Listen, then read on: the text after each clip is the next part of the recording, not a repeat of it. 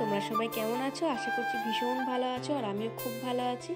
তো আজকে কোনো ব্লগ নয়, আজকে একটা রেসিপি তোমাদের সাথে শেয়ার করব।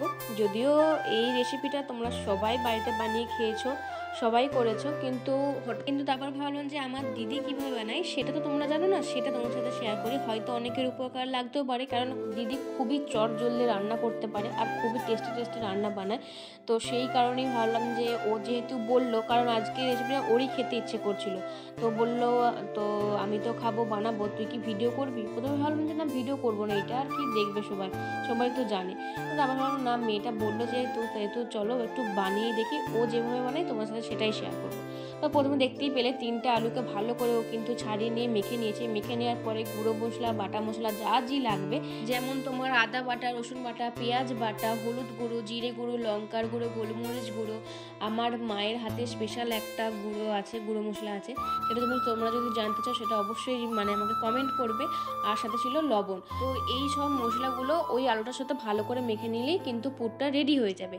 দেন ওখান থেকে চলে আসার পরে আমাদেরকে কিন্তু ময়দাটা মেখে নিতে হবে। আর আটা, ময়দা সব কিছু দুটোকেই ভালো করে নিতে হবে সমান করে, যাতে দেখতে ভালো লাগবে। আর তার সাথে নেবে সামান্য পরিমাণে বেসন, যাতে ক্রাঞ্চি হয় জিনিসটা। তো সেটাকে ভালো করে মেখে নেওয়ার পর জল দিয়ে সেটাকে ঘি দিয়ে 10 মিনিট কিন্তু ঢেকে রেখে দিতে হবে। তারপরে 10 মিনিট হয়ে যাওয়ার পর সেটাকে একটু নরম হয়ে আসলে ভালো করে ওটাকে ডো করে লই করে রেখে দিতে হবে। তারপরে ওই যে পুরটা যেটা রেখা হয়েছিল, আলু মাখার যে পুরটা, সেটা কিন্তু ওই ডোর মধ্যে ভালো করে ভিতরে ঢুকিয়ে নিতে হবে। মানে মোমো যেমন করে বানাই না, ঠিক সেভাবেই কিন্তু বানিয়ে নিতে হবে। বানিয়ে নেওয়ার পর একে একে কিন্তু আমাদের তৈরি হয়ে যাবে।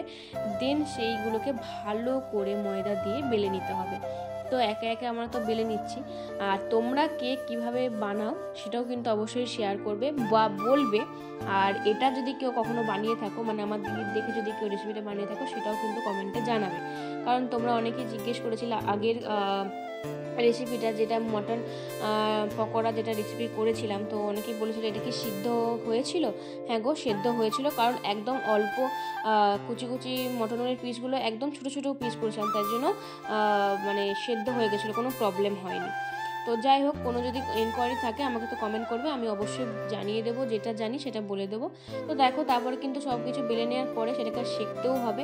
ভালো করে সেঁকে নেওয়ার পরে তুলে নিয়েছিল, সেই তোলাগুলোকে আবারও কিন্তু ঘি দিয়ে ভেজে নিচ্ছে। ঘি দিয়ে ভাজা হয়ে গেলেই তো আমাদের রেডি হয়ে গেছে। দেখো, গরম আলুর পরোটা, আর একদম নরম আর খুবই চটজলদি কিন্তু আমাদের রেডি হয়ে গেছে। আর এটা খাবো হচ্ছে আমরা মাটনের সাথে, মানে একদম মটনের পাতলা ঝোল বা কষাও বলতে পারো। মানে জাস্ট ওয়াও লাগছিল।